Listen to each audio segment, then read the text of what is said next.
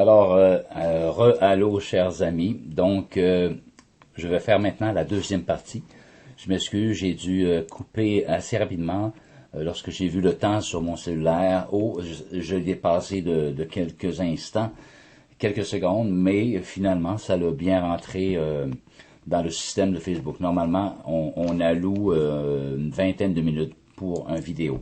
Mais là, j'avais 21 minutes, 15 secondes. Mais j'ai dit au Seigneur, il faut que ça rentre. Il faut que ça rentre. Et, merci Père, ça l'a rentré dans le système Facebook. 21, 15 secondes pour pas être obligé de refaire toute la vidéo. Amen. Merci Père. Donc, comme je disais dans la première partie, en finalité, je parlais de Matthieu 24. Hallelujah. Matthieu 24, c'est qui 36, je vais tout simplement relire Matthieu 24, si vous me le permettez. Matthieu chapitre 24, Matthieu 36, alors c'est ça pour ce qui est du jour et de l'heure. Personne ne le sait. Hein? Comme on disait, c'est le temps de la grâce qui tire à sa fin. L'enlèvement des saints de Dieu, S-A-I-N-T, les croyants, ceux qui ont marché, hallelujah, dans la crainte de Dieu depuis leur jour du salut, hallelujah. Donc, ces personnes-là, ces croyants-là vont être enlevés. La grâce maintenant est finie, hallelujah. Et ils vont directement dans la présence de Dieu, dans les airs, comme le livre des Thessaloniciens dans la Bible nous dit. Alléluia. Et ici, Jésus, dans Matthieu 24, comme je le disais, fait référence aussi du temps de Noé, car dans les jours qui précédèrent avant le déluge, comme je disais tantôt, les hommes mangeaient et buvaient et se mariaient leurs enfants jusqu'au jour où Noé entra dans l'arche. Alléluia. Donc, de deux hommes qui vont être dans un champ, l'un va être pris, instantanément, l'autre va rester. Le croyant va être pris dans la présence du Seigneur pour ne pas goûter à la colère de Dieu à venir sur cette terre, et l'autre, l'incroyant, qui a mené sa vie d'une bonne personne, peut-être, mais qui ne s'est pas converti à Christ, n'a pas reçu le pardon de Dieu, va demeurer sur cette terre pour les jugements et pour le règne de l'Antéchrist également. Les 7 années de tribulation lors de l'Antéchrist qui s'en vient très, très, très bientôt. OK? Et, oh, hallelujah. Pour ça, chers amis, auditeurs, auditrices, je vous invite, le temps que la grâce est disponible, en ce mois de juillet 2015, de chercher la face de Dieu, de dire, oh Seigneur, je crois que Jésus a payé à ma place la condamnation qui était sur moi, dont je mérite l'enfer, hallelujah, qui me coupe de Dieu, hallelujah, à cause de mes péchés. Recevez ce pardon, hallelujah, au moyen de la foi. Croyez que Jésus-Christ a pris votre place du jugement. Amen. Et vous serez pardonnés, vous serez justifiés, hallelujah. Et vous naîtrez de nouveau, et vous rentrerez dans une nouvelle vie. Hallelujah. Et vous allez marcher par la suite, par la grâce de Dieu, dans cette grâce, pour le temps qui vous reste ici-bas sur cette terre. Donc, si on continue, de deux femmes qui vont travailler à la meule, l'une sera prise, l'autre laissée. Une croyante va être prise dans la présence de Dieu, et l'autre va être ici. Ça nous dit même de deux personnes qui seront dans un même lit. Alors, ça nous parle d'un couple en règle avec Dieu, mari et femme. L'un va être pris et l'autre laissé. C'est-à-dire que dans un couple, mari et femme, la femme ou le mari peut être un croyant et l'autre ne pas l'être. Et lorsque l'enlèvement viendra, instantanément comme ça, soit le mari croyant ou la femme croyante, l'un ou l'autre va être enlevé instantanément. C'est ce que nous dit la Bible telle qu'elle. De deux personnes qui seront dans un même lit, l'une va être prise, l'autre laissée. Hallelujah. Et c'est la réalité, chers amis. Oh, hallelujah. En tout cas, et ce temps est pour bientôt. Justement, le temps de la grâce tire à sa fin. Très, très, très bientôt. Et comme je disais tantôt, Jésus nous réfère à Noé. Nous allons voir dans le livre de la Genèse concernant Noé. Genèse, le premier livre de la Bible, Genesis en anglais, Genèse, hallelujah, dans Genèse chapitre 6, 5 à 13. Ça nous dit, « L'Éternel vit que la méchanceté des hommes était grande sur la terre. » Ça ne nous fait pas penser, non, un peu comme aujourd'hui? La méchanceté, hallelujah, les atrocités qu'on entend avec les ISIS, hallelujah, les États islamiques ou quoi que ce soit. N'y a-t-il pas de la violence? Et ce n'est pas encore à son comble, hallelujah. Mais dans le temps de Noé, dès le premier livre de la Genèse, c'était comme ça, hallelujah. Et l'Éternel a vu ça, que la violence était grande sur cette terre, et que toutes les pensées de leur cœur se portaient chaque jour uniquement vers le mal. Oh, ça me fait penser encore aujourd'hui, hein? Oh là là, hallelujah, hallelujah. Et comme dans le temps de Noé, Dieu va intervenir. Comme dans le temps de Noé, il a averti Noé qui était juste devant lui, qui craignait l'Éternel. Il dit, toi, hallelujah, parce que tu crains mon nom, tu m'aimes, je te sauverai donc. Je t'avertis, maintenant que je vais faire pleuvoir sur cette terre, je vais exterminer tout ce qui a vie sur cette terre. Hallelujah, car je me repens d'avoir fait l'homme. Hallelujah. Il y a trop de méchanceté. Mais toi, tu as trouvé grâce à mes yeux, dit l'Éternel. Noé et ses enfants, donc, vont être sauvés de cette colère par les eaux qui vont recouvrir la terre, et tout ce qui a vie à ce moment-là périt, nous dit la parole de Dieu. Hallelujah. Alors, l'Éternel se repentit d'avoir fait l'homme sur la terre, et il fut affligé en son cœur. Et l'Éternel dit, j'exterminerai de la face de la terre l'homme que j'ai créé, depuis l'homme jusqu'au bétail, aux reptiles et aux oiseaux du ciel, car je me repens de les avoir faits. Oh, Ramamashando, oh, hallelujah, hallelujah. Mais Noé, comme je le disais tantôt, trouva grâce au Dieu de l'Éternel. Voici la postérité de Noé. Alléluia. Noé était un homme juste et intègre dans son temps. Noé marchait avec Dieu. Noé, et ainsi de suite, eut des enfants.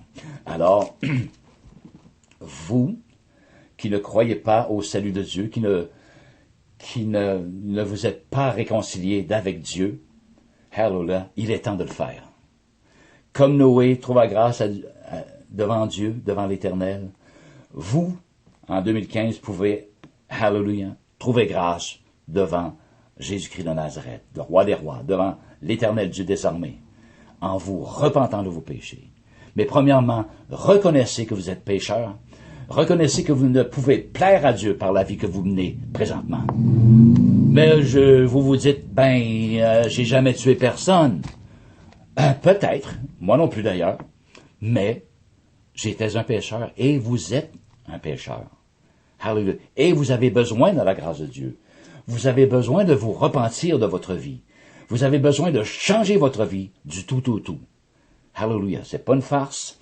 Hallelujah. De délaisser votre vie pour vous tourner vers, hallelujah, Dieu, l'Éternel des armées, celui qui a donné sa vie, Jésus-Christ, pour vous. Alors, êtes-vous prêt à donner votre vie pour lui? Échange, n'est-ce pas? Hallelujah.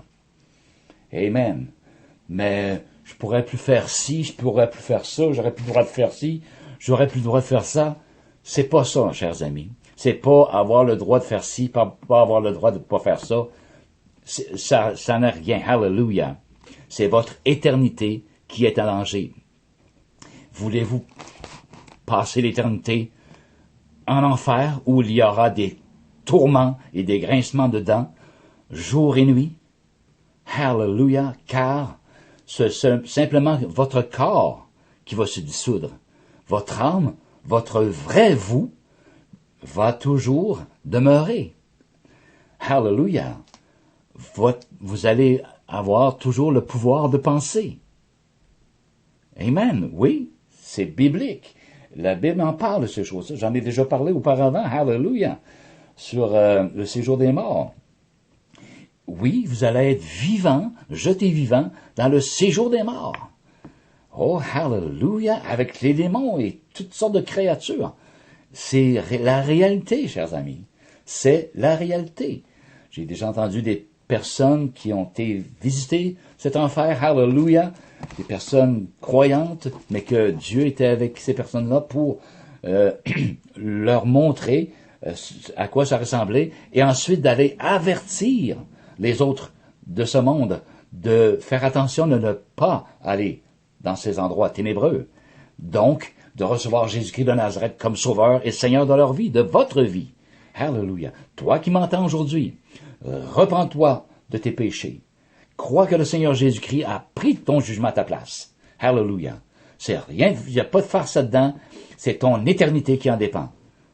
Cher ami. Hallelujah. Amen. Parce que le jugement de Dieu est pour bientôt. Dieu est amour. Oui, on l'a vu tantôt. Il est bonté. Il est patience. Mais aussi, il avertit. Il a un terme. Maintenant, la grâce a un terme et il avertit tous les hommes en tout lieu qu'ils aient à se repentir.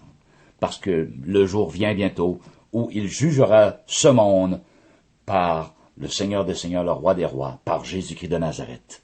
Donc, il a montré une preuve à tout le monde qu'il l'a ressuscité d'entre les morts. Donc, Jésus-Christ est vivant encore aujourd'hui, en 2015. Et il peut vous pardonner encore. Il peut vous sauver d'une manière très certaine. Et vous pouvez avoir l'assurance de votre salut, que lorsque vous allez mourir, vous allez au ciel. Vous pouvez avoir cette assurance-là maintenant. Hallelujah. La vie éternelle qui bat dans votre poitrine. Hallelujah. Qu'importe ce qui est. Si je meurs aujourd'hui ou demain, ou dans 2 minutes, j'ai la vie éternelle, j'ai l'assurance de mon salut. Ça ne me fait pas peur, je ne crains pas la mort. Hallelujah. Pourquoi? Parce que vous aurez ce témoignage-là à l'intérieur par le Saint-Esprit de Dieu. L'Esprit de Dieu témoigne à votre esprit à ce moment-là que vous êtes enfant de Dieu. On devient enfant de Dieu. On n'est pas un enfant de Dieu automatiquement. C'est ce que nous dit la Bible. OK?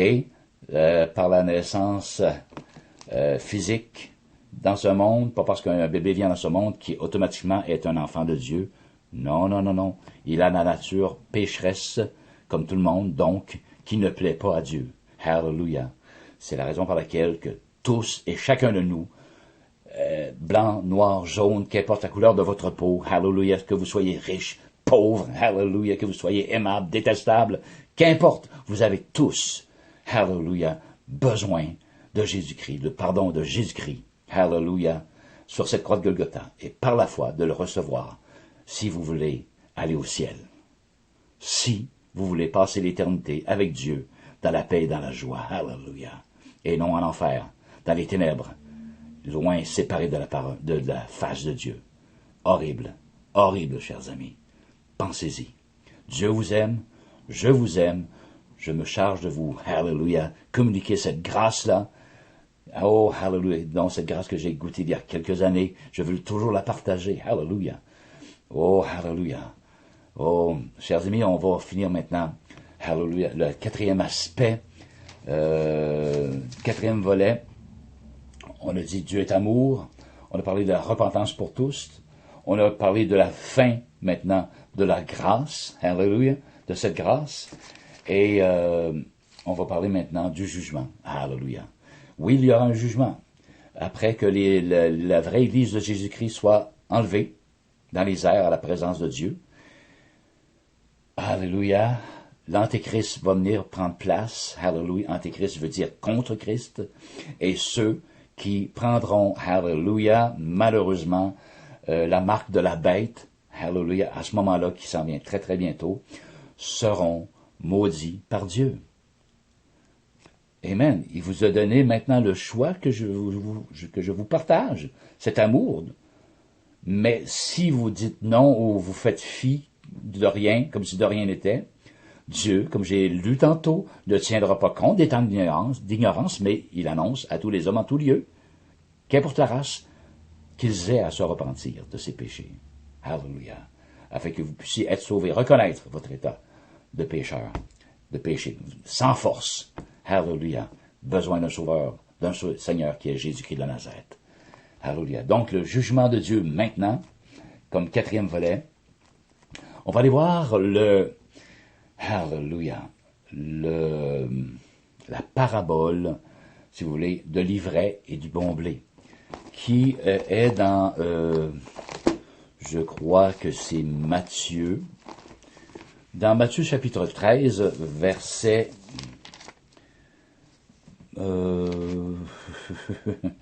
verset 13. Un instant, s'il vous plaît. Matthieu 13. 24 à 30, pardon. Verset 24 à 30. 24. Mais pendant que les gens dormaient, l'ennemi vint et sema de l'ivraie parmi le blé. Ces deux herbes. OK? Et il s'en alla. Lorsque l'herbe eut poussé et donné du fruit, l'ivraie, le mauvais herbe, parut aussi. Les serviteurs dirent au maître de la maison, « Seigneur, n'as-tu pas semé une bonne semence dans ton champ? D'où vient donc qu'il y a de l'ivraie? » Comment ça qu'il y a de mauvaises herbes qui ont poussé en même temps que le bon blé? Alléluia. Alors, le maître dit, c'est un ennemi qui a fait cela. Et les serviteurs lui dirent, « Veux-tu que nous allions l'arracher? » Non, non, non, dit le maître, de peur qu'en arrachant l'ivraie, vous ne déraciniez en même temps le bon blé. Alléluia. Laissez croître ensemble l'un et l'autre, l'ivraie et le blé, laissez croître dans le champ en même temps, laissez-la aller. Et à l'époque de la moisson, je dirai au moissonneur, arrachez d'abord l'ivraie et liez-la en gerbe pour la brûler dans le feu éternel. Alléluia. Mais amassez le bon blé dans mon grenier. Vous voyez, dans le grenier du maître, Alléluia, sera le bon blé, mais dans le feu sera la mauvaise herbe qui est l'ivraie. Et ça nous parle de deux types de personnes, l'ivraie et le bon blé. J'ai pris en parenthèse ici une signification. Qu'est-ce que l'ivraie? OK?